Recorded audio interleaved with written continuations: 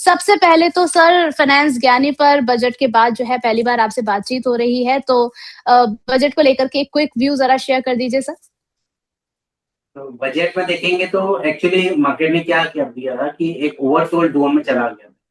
Oversold zone से अभी जो आज जो ट्रेड डील का जो न्यूज आया उसके उससे क्या हो गया कि वो सीधा ओवरसोल्ड से ओवरबॉट जोन में चला गया है। अभी आज आप देखेंगे जैसे सुबह ओपनिंग से देखेंगे तो एक लगातार प्रॉफिट बुकिंग का ही माहौल दिखाया जा रहा है कंटिन्यूस बेसिस पे। तो ये प्रॉफिट बुकिंग हमें लगता है कि थोड़ा सा कंटिन्यू हो सकता है।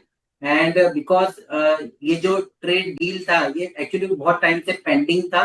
सबको पता ही था कि अगर ये ट्रेड डील होता है तो कौन से शेयरों में उनको मुनाफा होगा या फिर जो लॉन्ग टर्म के लिए उनको प्रॉफिट होगा। तो आप देखेंगे तो उन काउंटर्स में भी आपने सुबह सुबह जैसे ही वो न्यूज आई सबसे ज्यादा देखेंगे तो केपीआर मिल है 20% अपर सर्किट पे लगा था।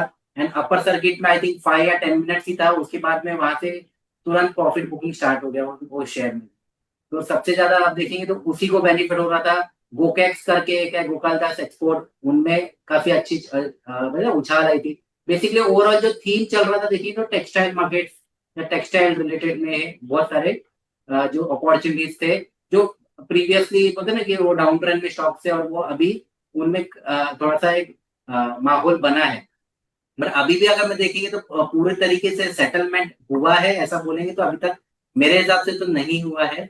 अभी भी जो ट्रेंड है बिकॉज बहुत सारे शेयर है जो अपने ट्रेंड के अगेंस्ट में आज मूवमेंट हुआ है।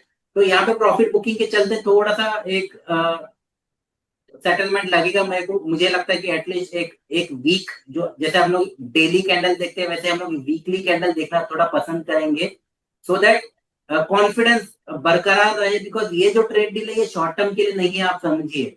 इसका जो आज फर्स्ट फुटप्रिंट आया हुआ है और आपको तो पता ही है कि डोनाल्ड ट्रम्प सर जो है वो अपने मतलब ना जो भी वो बोलते हैं उस पर कितना कायम रहते हैं। तो हम ये देखना जरूर चाहेंगे कि ये अब कितना दिन टिकता है, इसमें कुछ और बेहतरी आती भी है या फिर कोई और कंडीशन जुड़ने वाली है। तो उसके हिसाब से मार्केट रिएक्ट तो जरूर करेगा। प्लस अगर मैं चलिए। निफ्टी में देखूं लेवल वाइज तो जी। 26,000 के जो कॉल राइटर्स थे वो कल सबसे हाईएस्ट ओपन इंटरेस्ट पे थे। आज भी वही मेंटेन्ड है। इसका मतलब यही है कि 26,000 क्लोजिंग बेसिस पे पार करना थोड़ा मुश्किल हो जाएगा। आपने देखा आज सुबह की 26,308 के आसपास में ओपन हुआ मार्केट।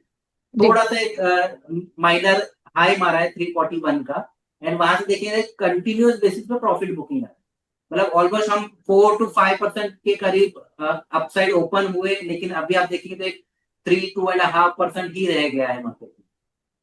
और एक चीज है यहाँ पे हम लोग बोलते हैं जैसे कि ये जो गैप होता है तो जब भी गैप अप होता है तो उसको अगर वो अपना ऑल टाइम हाई जैसा आज नहीं क्रॉस कर पाया तो इसको हम लोग एक एग्जॉशन गैप जैसे भी लेते हैं। तो एग्जॉशन गैप नॉर्मली ये देखा गया कि ये फिल हो जाता है। तो कल का जो क्लोजिंग था और आज का जो भी प्राइस चल रहा है 27,770 ये फिल होने के भी चांसेस काफी हाई है। तो उसके लिए बहुत सारे जो न्यूज जो ऑपोजिट डायरेक्शन में होंगे वो हेल्प करेंगे निफ्टी को गैप को फिल करने के लिए। चाहे वो यूक्रेन और इसका कंफ्लिक्ट का हो वहां से कुछ आ जाए है ना जो नेगेटिव हो, ऐसा कुछ ना कुछ हो सकता है जो एक इसको गैप को फिल करने में हेल्प करे। तो थोड़ा सा कॉशियस टोन तो रखना चाहिए। इसीलिए मैं बोल रहा हूँ कि एक वीकली कैंडल देखना ज्यादा बेटर है। एक दिन में सारी चीजें चेंज होना ये इतना आसान तो नहीं होता है शेयर मार्केट में, क्योंकि सारे लोगों को सारी चीजें पता होती है। चलिए ठीक है, यहाँ पर जो है बातचीत बता दी है सर ने और स्ट्रैटेजी भी आपको बता दी है कि इस दौरान जो मार्केट का पैटर्न दिख रहा है, उसमें आपको किस तरीके की रणनीति रखनी है और किन-किन चीज़ों को आपको थोड़ा-सा फैक्टर इन करते हुए चलना है मार्केट के अंदर। यहाँ पर हमने देखा सर आईटी सेक्टर में भी जो है वो थोड़ा-सा हलचल आती हुई नज़र आई है। एक ओवर एनालिसिस क्या कहता है आपका? अरे ओवरऑल आईटी सेक्टर अभी भी डाउन ट्रेंड में, बहुत कम स्टॉक्स है जो अप ट्रेंड में चल रहे हैं। अभी जो लेटेस्ट में आप देखेंगे तो एलटीआईएम और परसिस्टेंट के अलावा Tech Mahindra and HCL Tech ये दो कंपनियां हैं जो जिन्होंने अपने ट्रेंड को डाउन से अप किया हुआ है।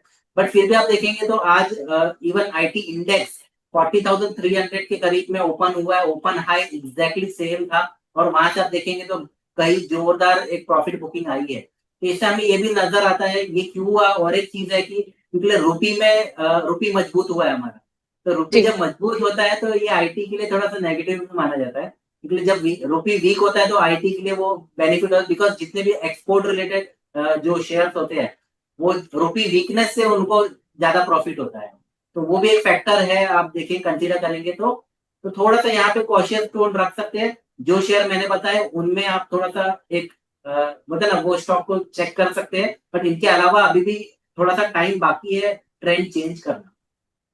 चलिए ठीक है, बिल्कुल ज़रूर सर आपने कहा है तो यहाँ पर तो लोग सबसे पहले यही देखेंगे जाकर कि सर ने बोला है तो बढ़िया लग रहा है, नहीं लग रहा है। सलाह मिल जाती है तो बिल्कुल रफ्तार पकड़ लेते हैं हमारे व्यूअर्स।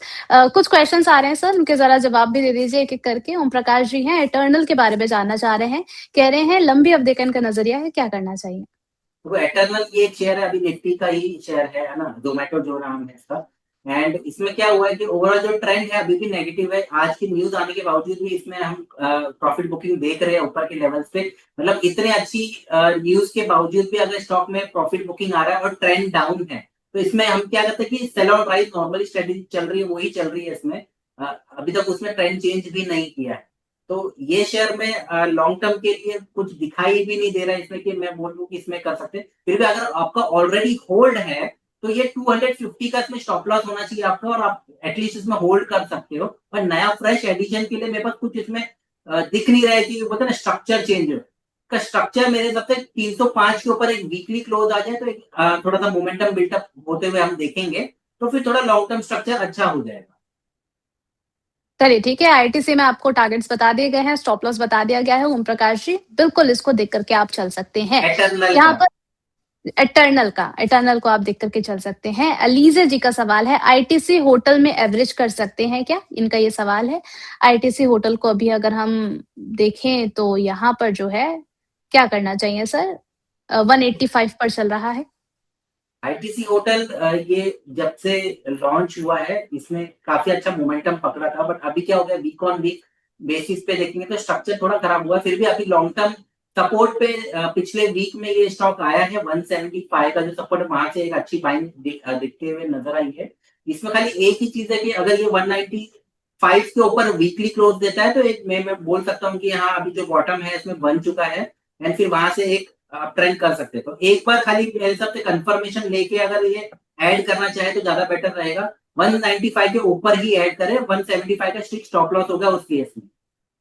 चलिए ठीक है, यहाँ पर भी ये बात पता चल गई है। ओम लालवानी जी का एक और सवाल है, कह रहे हैं कि बीईएल में 200 शेयर्स हैं, बाइंग प्राइस है 455 की, क्या करना चाहिए? थोड़ा-सा गाइड करने के बारे में जानना चाह रहे हैं कि थोड़ा-सा गाइड कर दीजिए सर, क्या सलाह है आपकी?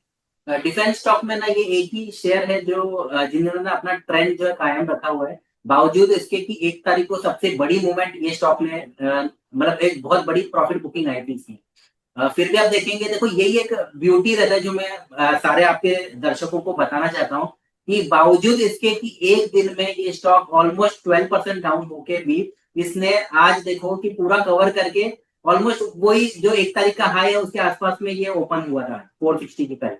तो ये ब्यूटी रहता है जब भी आप कोई ऐसे स्टॉक में फंस भी जाते हो कि जहां पे वो होता है ना उनका ट्रेंड अप है, तो ये रिकवर कर लेते हैं और न्यू हाई बनाते हैं। तो इसमें ऑफकोर्स आप होल्ड करो ये स्टॉक को, ये स्टॉक का पोटेंशियल काफी हाई है, ट्रेंड भी आप है, स्ट्रक्चर अच्छा है, और ये तीनों टाइम फ्रेम में मतलब आप short term, medium term, long term तीनों टाइम फ्रेम में ये इन्होंने अप ट्रेंड कंटिन्यू रखा हुआ है। तो आप कंटिन्यू बेसिस पे होल्ड करके कोई प्रॉब्लम नहीं। चलिए ठीक है, यहाँ पर कंटिन्यू बेसिस पे इसको होल्ड करके आप चल सकते हैं ओम लालवानी जी। ध्रुमिल प्रजापति जी का सवाल है, यूनियन बैंक को बाय किया जा सकता है क्या अभी? यूनियन बैंक इसका स्ट्रक्चर काफी अच्छा है, मुझे one of the PSU bank है ये जो मुझे पसंद है लॉन्ग टर्म के हिसाब से। शॉर्ट टर्म के लिए अगर इसमें अभी तुरंत एंट्री की बात करेंगे तो इसमें जो एंट्री बनती है ये 183 84 इसके ऊपर ही बनती है। बट अगर आप थोड़ा लॉन्ग टर्म के देखेंगे तो लॉन्ग टर्म के हिसाब से सपोर्ट पे बाय करना अच्छा है। अभी जो चल रहा है ये स्टॉक शॉर्ट टर्म सपोर्ट पे ही चल रहा है, तो यहाँ पे 25% क्वांटिटी आप ऐड कर सकते हो, और बाकी की आप 165 लेवल्स, 155 लेवल्स और 145 लेवल, ये बाकी के जो 3 लेवल्स मैंने दिए हैं वो 25 25 25, अगर वो लेवल आते हैं तो आप उसमें ऐड कीजिए।